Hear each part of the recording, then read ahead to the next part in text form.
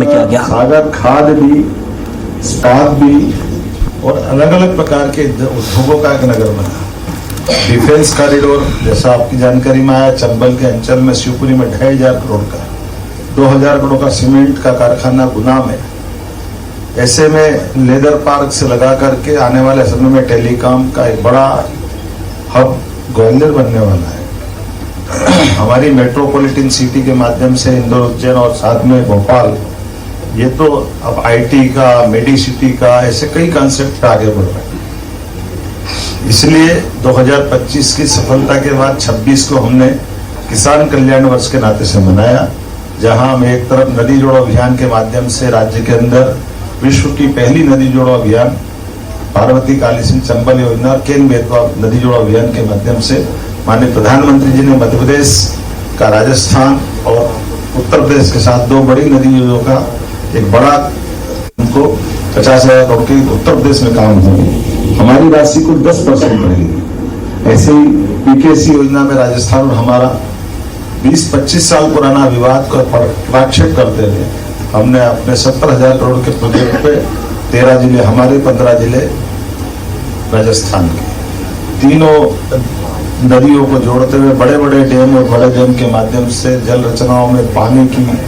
बिजली की, पीने के पानी की, उद्योगों की, ऐसी कई प्रकार की इंडस्ट्री बेल्ट के साथ इरिगेशन एरिया भी बहुत बड़ा नया तैयार हुआ। इसी का परिणाम हुआ कि हमारा अपना कृषि का रकबा इरिगेटेड एरिया जो हमारी सरकार के बनने तक 44 लाख हेक्टेयर था, आज की स्थिति में 65 लाख हेक्टेयर तक पहुंच गया है और ये सरकार के टेन्योर तक ये 100 लाख हेक्टेयर को क्रॉस करेगा। उल्लेखनीय है कि 1956 में मध्य प्रदेश बनने के बाद 2002-03 तक राज्य में सिंचाई का रकबा कुल 7.5 लाख हेक्टेयर था। अकेले 2.5 साल में हमने 10 लाख हेक्टेयर से ज्यादा तो हमारे अपने मध्य प्रदेश में हमारी टेन्योर में कर दिया। बिजली का और बिजली की दर भी, सबसे सस्ती बिजली की दर विश्व की सोलर की हमारे अपने मध्य प्रदेश से निकल गई। पंप स्टोरेज, बैटरी स्टोरेज, तमाम प्रकार की wind energy, solar energy, hydro power, thermal power, सब प्रकार से बिजली के लिए आने वाले 5 साल आगे तक का बिजली की खपत को कल्पना करते हैं। हम बिजली में भी सरप्लस है। अब इसीलिए जब बिजली, पानी, सड़क, इंफ्रास्ट्रक्चर सब पे काम करते हुए आगे 2027 की साल की तरफ बढ़ रहे हैं, तो यशस्वी प्रधानमंत्री की जो 4 श्रेणी में देश की आबादी को बांटते हुए आगे बढ़ने की जो कल्पना है, तो गरीब, किसान, युवा, तो अगला 2027 हम युवा वर्ष मनाने जा रहे हैं। ऐसे में देश के अंदर सबसे युवा आबादी दुनिया की कहीं है तो भारत में है। हमारे राज्य में भी 2 करोड़ से ज्यादा युवा है। ऐसे में युवाओं को आने वाले समय में अपने प्रदेश की दशा क्या हो, उनकी सहभागिता क्या हो, उनके आइडिया क्या हो, शासन की सभी योजनाओं के पक्ष रखते हुए उसमें क्या सुधार किया जाना चाहिए, किस प्रकार से आगे बढ़ना चाहिए, पूरा अभियान चलाने के लिए जब बीते किसान वर्ष में भी हमने इंडस्ट्री के साथ किसानों की बात की थी, उसी परिकल्पना के आधार पर यह वर्ष डिक्लेयर किया था। अब आज के बाद इंदौर से इस बात की शुरुआत की जा रही है कि 2027 के युवा वर्ष में किस किस प्रकार से युवाओं के सहयोग और सहभाग की कल्पना करें, उनके आइडिया लें और उसी आधार पर पूरे प्रदेश में ये संवाद करते हुए 2027 का पूरा वर्ष युवाओं को समर्पित किया जाएगा। मुझे संतोष है आज के 5 अलग अलग सत्रों में अलग अलग सेक्टर के लिए कोई युवा हमारी पर्यटन संस्कृति की बात कर रहा था, कुछ धार के पास के पाटीदार बंधुओं ने प्राकृतिक खेती, जैविक खेती और हॉर्टिकल्चर की बात करते हुए अपनी बात से खेती लाभ का धंधा बने, उससे हमारी आय बढ़े और खेती से राज्य की समृद्धि आए, इसके अनुभव साझा किए।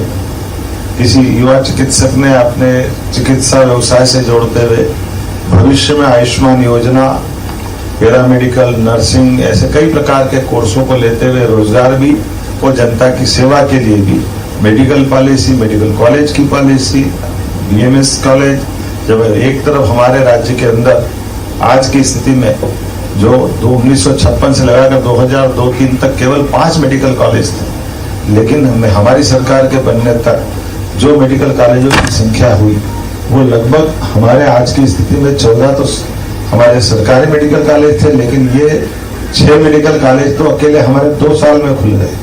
और आने वाले समय में जब हमारा टेंडर पूरा होगा तो प्राइवेट और सरकारी मिलाकर 50 से ज्यादा मेडिकल कॉलेज हमारे राज्य में होंगे। ये हमारे मेडिकल कॉलेज की सीट भी इसी प्रकार से बढ़ा रहे हैं। जहां 800 मेडिकल कॉलेज की सीट 2002-03 तक थी, आज 5000 से ऊपर मेडिकल कॉलेज की सीट हमारे पास है।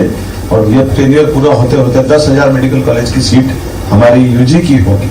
और पीजी सहित नए बीएमएस के मेडिकल कॉलेज वो भी 8 हमारे इस टेन्योर में खुले हैं। ये मेडिकल कॉलेजों का खुलना हमारी प्राकृतिक रूप से जो प्रदेश की जो आबो हवा है और वेलनेस के आधार पर टूरिज्म की संभावनाओं को साथ कई प्रकार की चीजों पे हम लोग काम कर रहे हैं। मुझे उम्मीद है जिस प्रकार से ये संवाद का सत्र चालू हुआ, बातें हुई, युवाओं के साथ डायलॉग डिलीवरी हुई, इसी क्रम को हम आगे बढ़ाते रहेंगे। मेरे साथ माननीय मंत्री तुलसीराम सिलावट जी मौजूद है, माननीय सांसद जी है। अभी मैं यहाँ से नीचे इन्फ्लुएंसर के साथ भी बात करने वाला हूँ और उम्मीद करेंगे कि जिस प्रकार का स्टार्टअप 8,000 से ज्यादा स्टार्टअप हमारे यहाँ पर अपने राज्य में संचालित है। 50% नारी शक्ति जिनका नेतृत्व कर रही है। 25 लाख से अधिक एमएसएमई इकाइयों में 1,43,00,000 से अधिक लोगों को रोजगार मिल रहा है।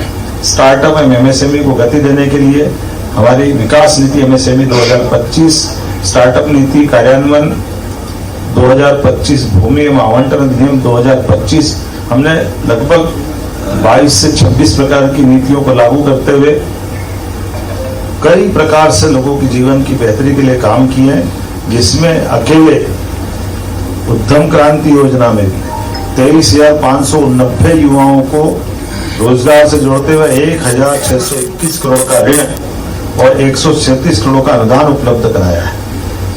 सीखो कमाओ योजना से 8 लाख से अधिक युवाओं को जोड़ करके global skill park, Swami Vivekananda mission, नया ग्लोबल कैपेसिटी सेंटर, ऐसे कई प्रकार के काम हम कर रहे हैं।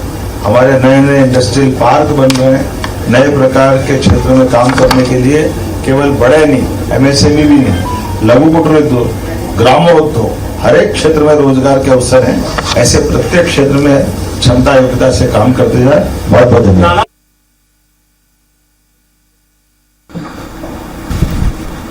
तो इंदौर में मुख्यमंत्री मोहन यादव जो मौजूद थे, माय यूथ माय प्राइड यानी मेरा युवा मेरा गर्व जो कार्यक्रम आयोजित किया गया है, जहां युवाओं की भागीदारी बढ़ चढ़कर है और रोजगार, नवाचार और स्टार्टअप्स पर फोकस से आने वाले समय में कैसे जो आज का युवा है वो चीज़ों से जुड़ेगा, रोजगार को लेकर हो, कुछ नए इन्वेंशंस को लेकर हो, नवाचार को लेकर, स्टार्टअप शुरू करने को लेकर, उन सब को लेकर यहाँ चर्चा पहले मुख्यमंत्री ने की और अभी क्या कुछ योजनाएं सरकार की तरफ से चल रही है उनका जिक्र यहाँ मुख्यमंत्री मोहन यादव कर रहे थे।